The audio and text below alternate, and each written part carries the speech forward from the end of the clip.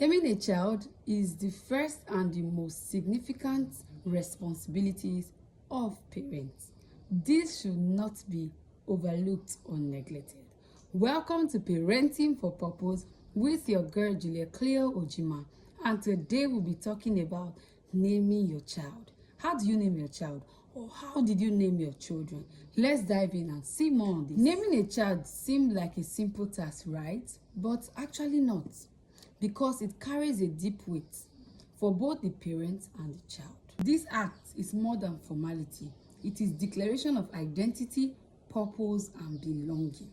So we should not just assume names for our children, or because you like a name, you just embrace it.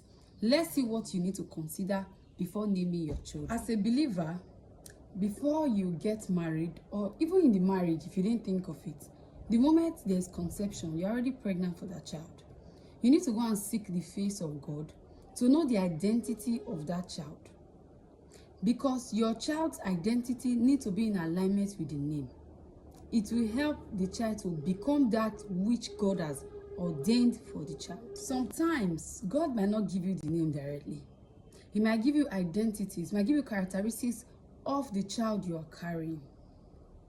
Then your responsibility as parents is look for a name that has these characteristics and name your child. You don't just name your child because a name is beautiful. While other times, God might bring the name to you directly. Like my sister-in-law, God gave her the name of her child. She had never heard that name before, only for her to check the meaning. And when the baby was born, it was the exact sex that could bear that name.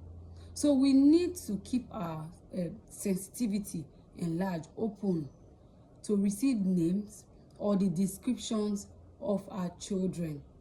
Because if you name your child out of emotions or pain, that child is going to suffer. Let's look at the life of Jabez. Jabez was named because the mother went through a lot of pain.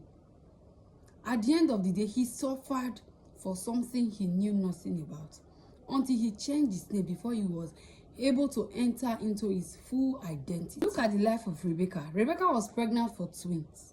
She didn't know, but she went to seek the face of God concerning the identity of her children. God did not just tell her the state of the children that two nations were fighting, but he told her the identities of the children. So we as believers, we don't need to make that mistake of just choosing a name, picking a beautiful name, or beautiful names for our children. A lot of people see me and say, Mrs. Ojima, your children's name are beautiful, you like Serene names. No, that wasn't what happened. God did not give me their name directly, right? But he gave me the identities of these children. So I look for names that rhymes and matches with those identities. So I did not just give them those names before because I love them.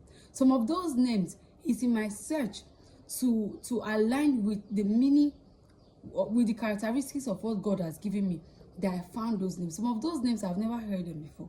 So it's not because I love beautiful names, but because I want my children to be in alignment with the plan, the identity the Lord has made for them. Lastly, before I go, be intentional and be mindful of the kind of names you give to your children. Fix your gaze on Jesus. Fix your gaze on God. If he doesn't talk to you directly, he might speak to your friend. He might speak to your neighbor, your pastor. It doesn't matter. When you speak to them, seek for confirmation. Name your child according to the will of God for your child.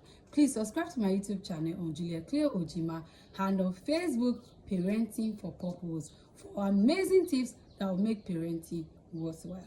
Do have a beautiful day, and bye.